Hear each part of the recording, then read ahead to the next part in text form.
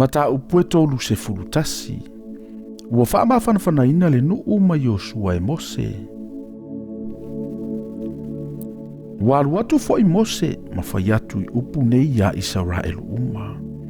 Ua whape atu ya te ilatou.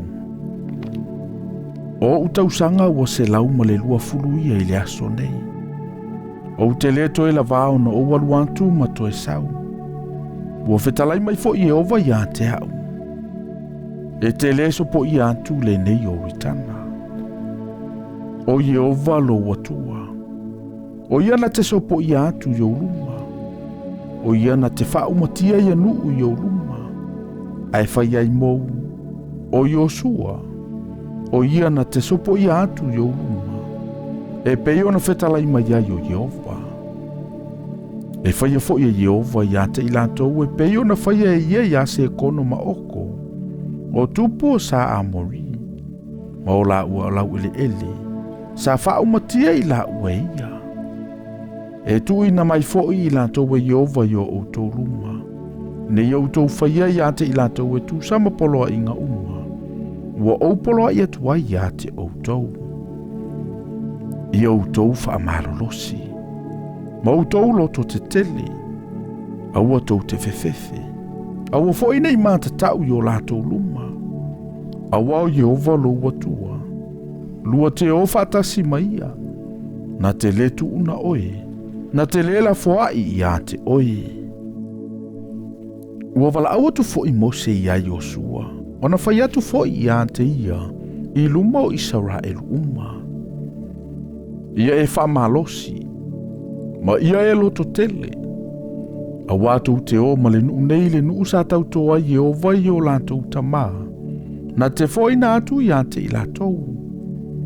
E te tofitofia fo'i mo I latou. O Yehova fo'i. O ia na te savali o luma. Lua te whaatasi maia. Na te letu una oe. Na te lela fo'i ia te oe. Aua e te fefe. Aua fo'i e te matau. Ua tūsia fo'i e Mose le nei tū la fono. O na watua I lea I le au Faitaulanga o le whanau ngā levi. O e tau avele ato la au o le Feagaiga ngā Yehova. Ato foi matoe ina uma o Israelu. Po whai atu foi Mose ia te I latou ua whape atu. A uma tausanga e fitu. Pe a o I le whaapotopotonga I le tausanga o le whaasaolotonga. I le tausaminga o whale apitanga. Pe a o atu Israelu uma. Ia I loa I latou I lumo Yehova lo atua I le mea filifili e ia. Ia e whaitau atu ai le nei tū la fono I lumo Israelu uma lava. Ia latou whaalongo ai. Ia e whaapotopotoina le nuu. O tane, ma whawhine, ma tamaiti. A toa ma le tangata ese ia te oe ia ua ai. Ne ia latou whaalongolongo ai. Ma ia o oina I latou. Ma ia latou ma tatau ia Yehova lo o tau atua. Ma latou ana e whai o upu umalava o le nei tū la fono. Wa latou whanau fo'i. E na leiloa. Ia latou whaalongolongo. Ma ia o ina I latou ia mātatau ia Yehova lo o tau atua.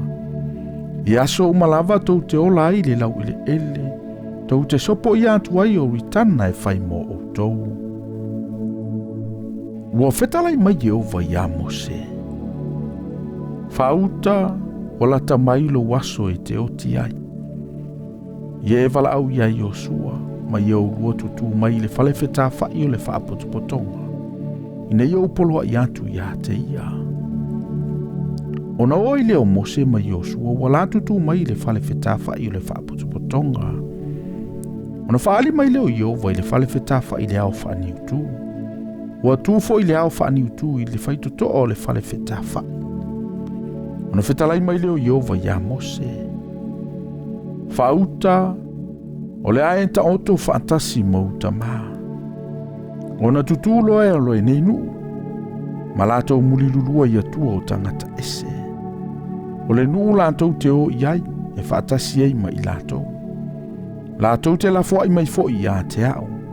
Ma latou soli lau Feagaiga na o sia ma I latou. Ona tupu ai leo lo uwita I ante I latou I le aso. Ona o la foa I lea I ate I latou. Ma alo umata ia te ilantou. E wha umatia fo i ilantou. E o ia te ilantou o mea leanga e tele ma mea e tinga ai. O na whaiane leo ilantou i le aso. E le ua o ea nei mea leanga ia te i tātou.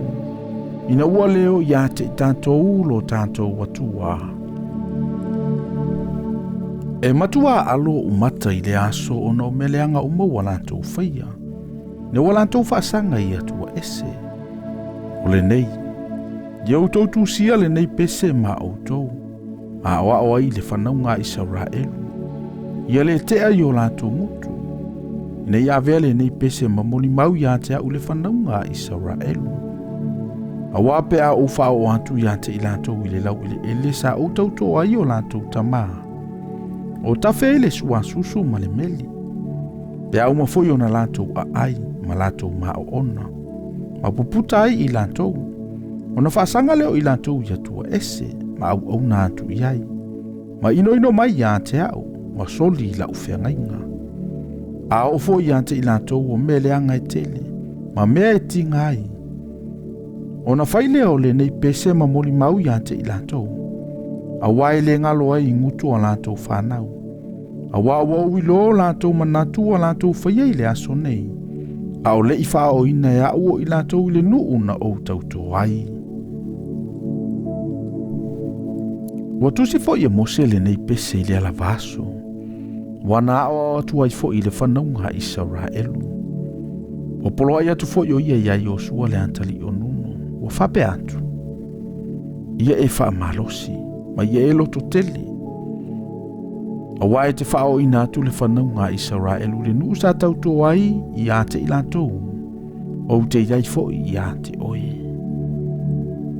Wa uma foi ona tusi e mose o upole nei tu la fono i le tusi. Wa ina atoa. Ona whai atu leo mose i salevi. O e sa tau avele antola au le Feagaiga Jehova o whape atu. I au tau avele tusi o le nei tu la fono. Ma tu ai le tu o le antola au le Feagaiga Jehova lo o tau atua. Ina ia iai. E whaima moli mau ia te oe. A wawa o wilolo fo vale. Ma lo ua maa, whaauta. O lo fo vale o tau ia Jehova. O lo o tātou wola whaatasi le aso nei. E le atilia ea pēha o woti. Ia o tau whaapotopoto mai ia te a uoto e ina uma o tau i tu ainga. Ma o tau whaipule. Ina iau whai antu nei upu. Ia la tau whaalongo ai. O te wala au fo i le langi ma le lalolangi e whaima moli mau ia te i lātou. A wawau i loa, pe a mawaelo uoti, o na matua le anga leo outou. O outou o ese le ala ua upolo i atuai ia te outou. E o fo ia te outou mea le anga, i aso a muli. A wae whaie outou mea le anga i lumo i ova. I lo outou whaono ono ia te iele ngā luenga o outou lima. Ua whai atu fo i mosea o whaalongolongo mai le whaapotopotonga umo Israelu. O upole nei pese, ua o ina atoa.